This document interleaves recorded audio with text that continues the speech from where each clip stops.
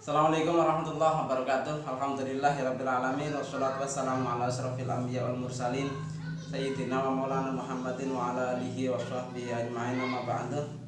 Oke, teman-teman yang dimuliakan oleh Allah Subhanahu wa taala, ada sesuatu yang agak viral lagi.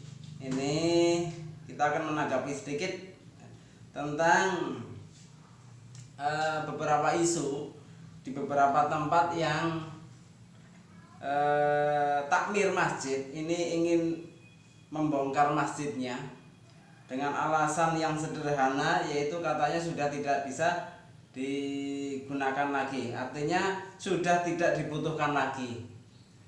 Mereka menganggap bahwa sekarang jamaah sudah dilarang, Jumatan dilarang, Tarawih dilarang, terus pengajian-pengajian dilarang, dan beberapa kegiatan-kegiatan keagamaan yang bersifat pengumpulan massa yang biasanya dilaksanakan di masjid ini sekarang sudah dilarang, dan mereka beranggapan bahwa masjid sudah tidak dibutuhkan lagi. Nah, ini makin ramai rupanya.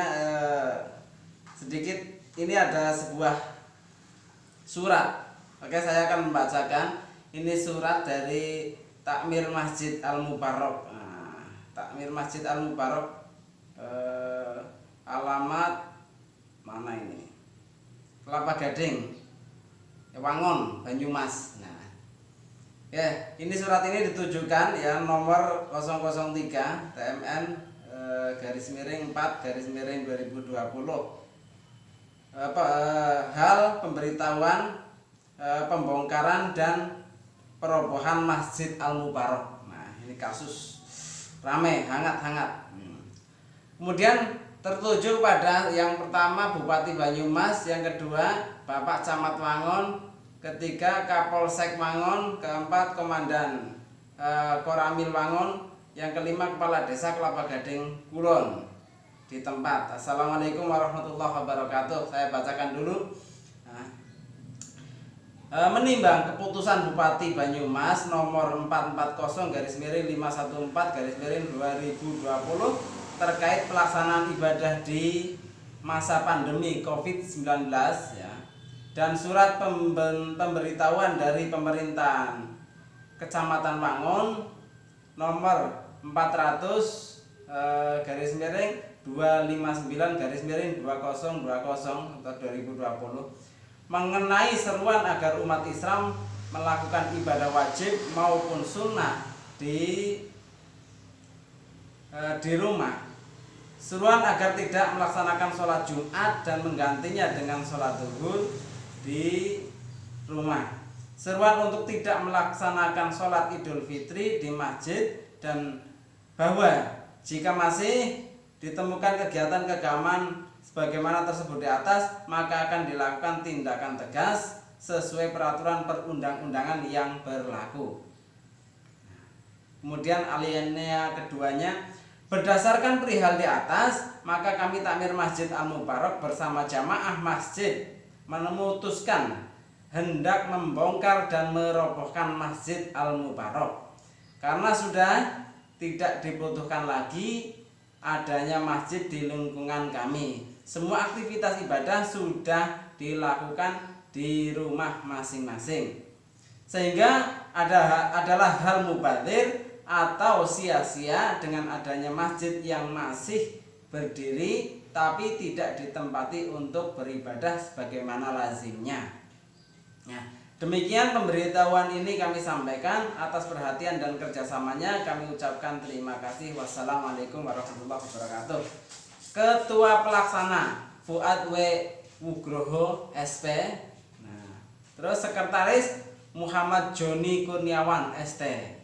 Penasehat ini bertanda tangan, penasehat bertanda tangan, Imam Ratib bertanda tangan, cuma tidak ada stempelnya.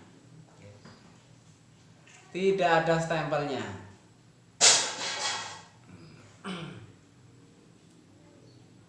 Tertanggalnya juga 28 April 2020.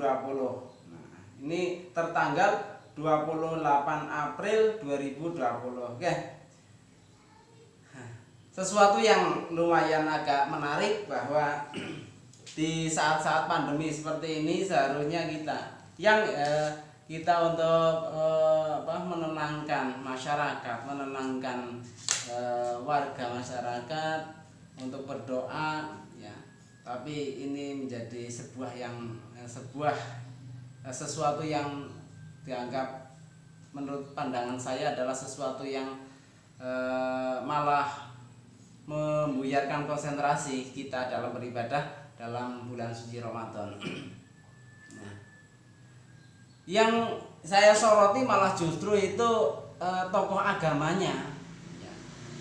Tokoh agamanya, bagaimana sikap tokoh agamanya di situ, bahkan sampai imam rawatib, dan ini kan orang-orang takmir masjid adalah orang-orang seorang tokoh, ya, tokoh agama.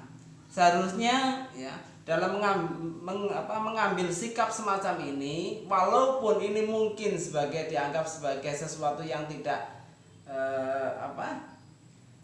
tidak resmi karena tidak ada stempelnya atau tidak mempunyai stempel itu, karena ini kan kopnya berbunyi takmir masjid, yang bawah ketua pelaksana. Artinya di sini stempelnya mungkin karena dia itu ragu menggunakan stempel takmir, atau mungkin ya pelaksana ini hanya colong-colongan ya, tidak sesuai dengan takmir yang ada. Intinya gini, saya justru menyoroti tentang tokoh agama yang ada di situ. Kenapa tidak menjelaskan tentang sudut pandang dari agama itu sendiri, sudut pandang fikihnya, ya, bagaimana hukumnya untuk meninggalkan masjid dalam kasus ini, dalam kasus COVID-19 ya. Yang justru bukan masyarakatnya, ini kan justru ini adalah tokoh-tokohnya. Tokoh-tokohnya seharusnya akan tahu lah, paling tidak minta tahu ya. Dalam mengambil sikap itu paling tidak hanya dengan sekedar emosi ya. Ini tokoh loh, Anda itu tokoh ya. Kaji fikih ya, fikih menurut manhaj panjenengan ya, itu baik yang manhaj dari manapun tak kira sama ya menyikapinya ya. Karena ini adalah bersifat darurat sipil, darurat yang memaksakan kita untuk tidak berkumpul di masjid. Ini sudah wilayah darurat ya, wilayah darurat, sehingga tidak mungkin kita dipaksa untuk menghindari kerumunan, termasuk dipaksa untuk menghindari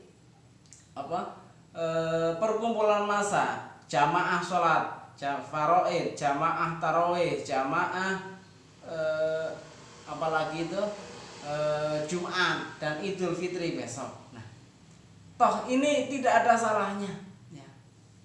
Rawatib bisa dilaksanakan di rumah ya.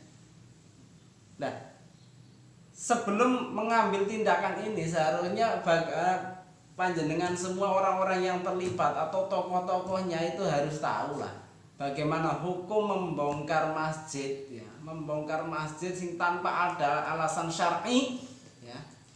Ya Allah, itu luar biasa. Ditinjau kembali ya, saya sarankan, saya memberi masukan, coba ditinjau kembali bagaimana hukum membongkar masjid ya, membongkar masjid tanpa ada alasan syar'i. Nah, alasan yang semacam ini apakah sudah dianggap sebagai alasan syar'i ya, yang tidak memfungsikan masjid untuk sementara? Catatannya saya pastikan untuk sementara tidak mempergunakan masjid sebagai tempat berkumpul ya. Nah, barangkali ini adalah sesuatu yang hanya menanggapi sedikit ya, terkait dengan kasus-kasus yang lagi hangat ya. Mudah-mudahan suara ini bisa didengar oleh orang-orang yang bisa mengambil manfaat. Nah, apabila tidak bisa diambil manfaatnya, cuekin saja. Terima kasih. Assalamualaikum warahmatullahi wabarakatuh.